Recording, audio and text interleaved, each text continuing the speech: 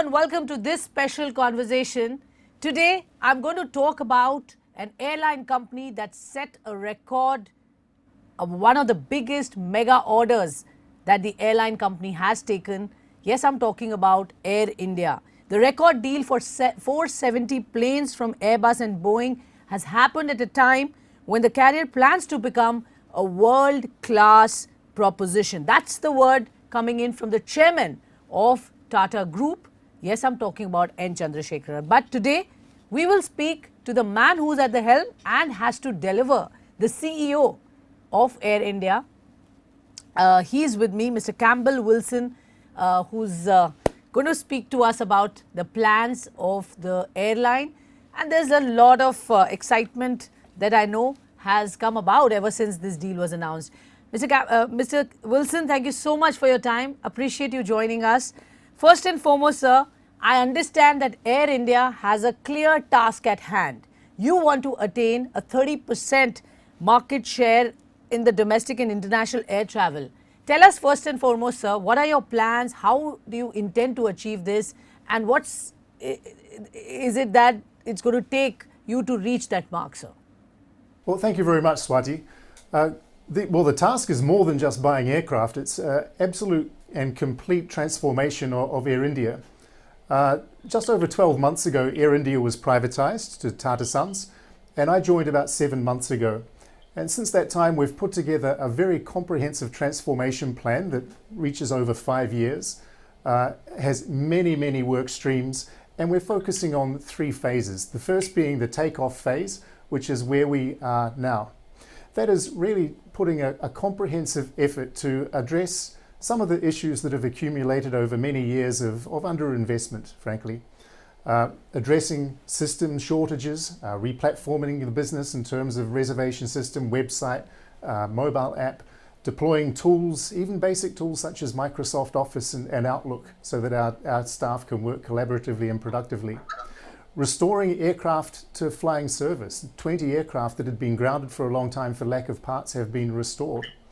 And we've launched, notwithstanding the challenges, we've launched a number of new routes. 16 new international routes have been commenced or announced. Capacity has been increased on 9 others. And we've done many things to prepare the business for the future. So there's been a lot happening in the last 12 months.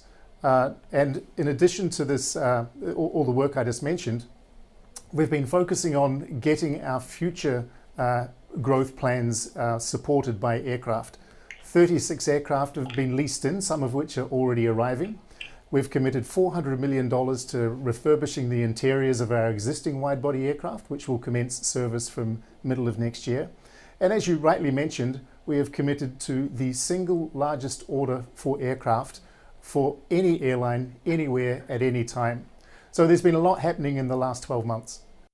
There is lots happening in the last 12 months, and there's a lot that's possibly going to happen with the kind of order size that you've talked about. Clearly, there's a commitment, there is a plan that's in place. And we want to delve further to understand from you what this plan will entail, especially when we know that the group has Vistara and Air India, and now the merger that's been announced. So tell us really what the roadmap is when it comes to the aviation business for the group. Where does it lead to? Also, you have some stake in other airline companies as well. So where is this headed, sir? Well, the Tata aviation portfolio a year ago had 4 airlines in it. Air India, obviously, Air India Express, which is the low-cost arm of Air India. Air Asia India was a joint venture business, as well as Vistara. In the last 12 months, we have subsidiarized Air Asia India, and we're in the process of integrating it with Air India Express. We've announced the intention to merge with Vistara, subject to regulatory approval. And once all of those integrations have completed, we will end up with one full service and one low-cost airline, each of which serving both domestic and international markets, operating synergistically and together with the aspiration of attaining that 30% market share objective, both domestically and internationally. So it is an amalgamation of the existing assets. It is picking the best from each of those airlines to carry forward and using the combined economies of scale, the combined knowledge to elevate the proposition beyond that's offered by any of the existing airlines currently. The really good news is that this integration happens in a context of growth. Context of growth with respect to India, India's economic growth, population growth, the diaspora that is keen to fly an Indian airline non-stop into India, and also clearly a context of growth with respect to fleet. So this is the single best place in the world, in my view, to pursue an aviation career, whether you're a ground professional, whether you're a cabin crew, whether you're a pilot. And so I think everyone across all four of the airlines is very excited about the opportunity and the potential of this new business. The potential that you see, but in terms of the largest order that's been placed now, post that you've also talked about hiring many people, 900 pilots, 4,200 cabin crew this year itself. The question that I want to know from you is that, first, how will you manage the finances, and what is the kind of commitment on the investments that you're going to make in this company, and how will that be funded? Well, I think we've been very clear that the investment is we're prepared to make the investment. Clearly that the aircraft order requires a significant sum, and how that will be funded is obviously a matter of internal deliberation, but there are many sources for that funding. We've committed to $400 million in refurbishing existing aircraft. We have committed more than $200 million in upgrading and improving IT systems. So the investment is there and coming. With respect to people, India has a huge talent pool, and it has been a supplier of talent to the world. Perhaps part of the reason why the talent has been supplied to the world because there hasn't been a flag-carrying national airline that was growing at a pace that could accommodate everyone's aspiration, whereas now there is. And so we think that this is a prime opportunity, not just to rebuild Air India, but it's to rebuild, strengthen and grow the Indian aviation ecosystem and build an opportunity for Indian talent to ply their trade and demonstrate the pride and values of Indian hospitality to the world with an Indian airline. In addition to the recruitment that we're making, we're also investing significantly in a training academy. We're in deep discussions with a number of potential partners to set up what would be one of the world's largest training academies in India, so that as time progresses we can build our own talent pipeline, clearly for Air India as the first priority, but secondly and perhaps more significantly for India as a whole. But just to reiterate the point on the finances, we understand that there are reports, of course, that Air India is planning to borrow about 18,000 crore rupees from SBI, BOB to refinance existing debt. Is that correct, sir? And what is the size of the borrowing that you're looking at to start with, and how do you exactly fund that? Just to understand the dynamics of finances here, sir. Well, we're a private company, and so it's really not appropriate for us to be talking about such plans in the public domain. There are many ways to finance aircraft, for example, whether it's from ongoing cash flows, whether it's from equity, whether it's from sale and leaseback. And of course, we'll be exploring all of the potential options, and it'll probably be a combination of all three. So in addition to what I've said, really, I think the finances are not really a matter for public discussion.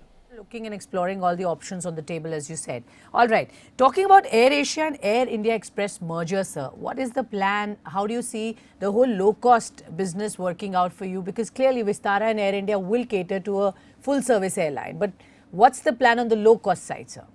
Well, presently the two low-cost airlines are quite complementary because Air India Express serves primarily international markets and Air Asia India entirely domestic. So there's a lot of synergies by coming together. They're currently headed by a single CEO, although for regulatory purposes there are two structures within the two airlines at the moment, but that will consolidate over time. But the two teams are working incredibly closely together to bring systems, processes, people, network planning, fleet planning together so that the total business is operating optimally and synergistically. A lot of the planning work is done. The team has been working very hard for about 6 months in this process.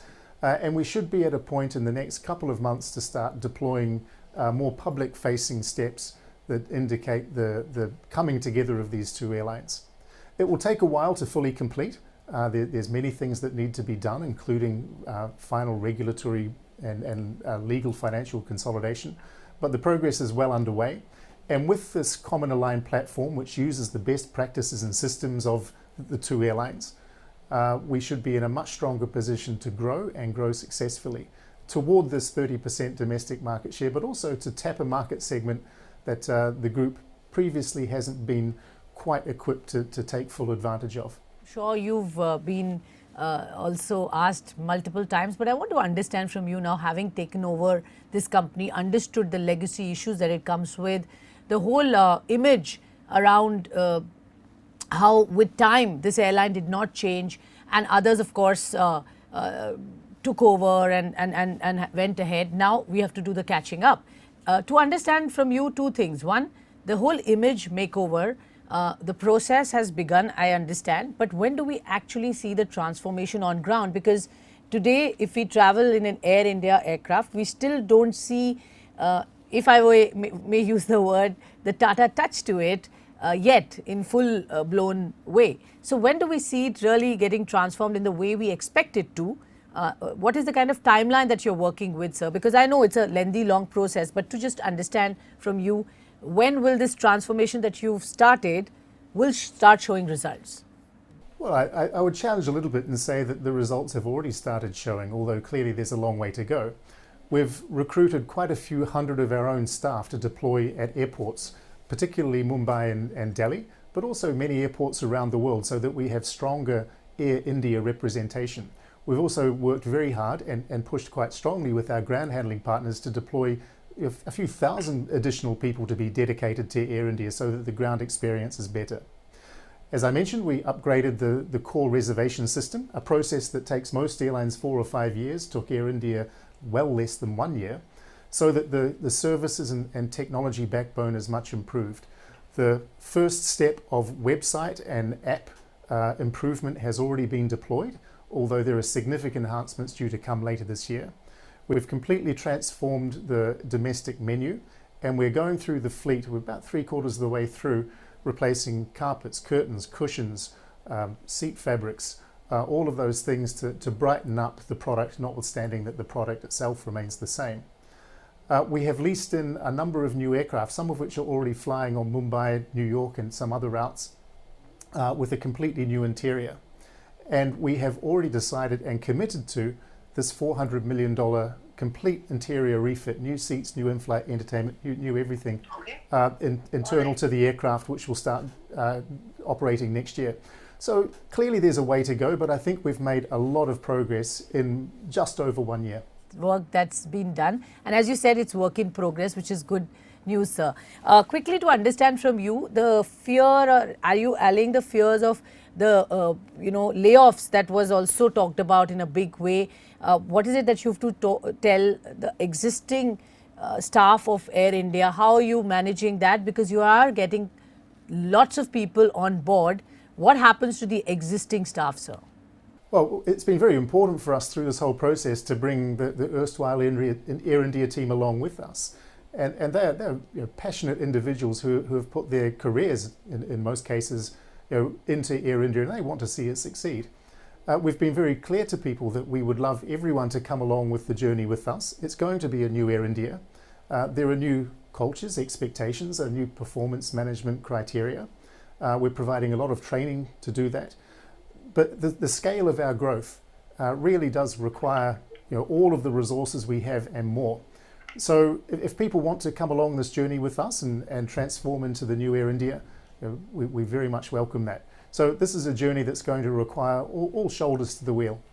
Quickly, sir, last couple of questions. One, of course, on the routes that you've identified are going to really play out well for you, because it's something as part of your strategy that you've talked about, the next 5 years, the turnaround plan that's been put in place. Tell us in terms of the routes that you are going to pick up or add flights to, some of them that you think are not working out. What is the plan and strategy around your, reaching out to newer destinations perhaps? Well, domestically, the full-service Air India is going to be principally focused on the metro markets and the markets that have a connection to international services. The low-cost carrier will focus mainly on the other markets. Internationally, we've already put significant capacity into North America from both Delhi as well as Mumbai, and some from Bangalore. And we've added capacity into Europe, Milan, Copenhagen, Vienna. We've put 12 services into Gatwick. So there is a significant expansion, particularly of North America and Europe, but it will extend to other regions as well. Clearly, we have a lot of the world that we are yet to put our presence on, and that is partly why we've made such a significant commitment to new aircraft, because the opportunity ahead of India and Indian aviation and Air India really is quite immense, and we're very excited about that future. Everybody would like to know, as you come and you've taken over the charge to lead this big airline now, in terms of the plans to make it profitable at some point, also the competition that you see in the domestic market, very, very competitive, intense, of course, and the fuel prices obviously playing its own role and part.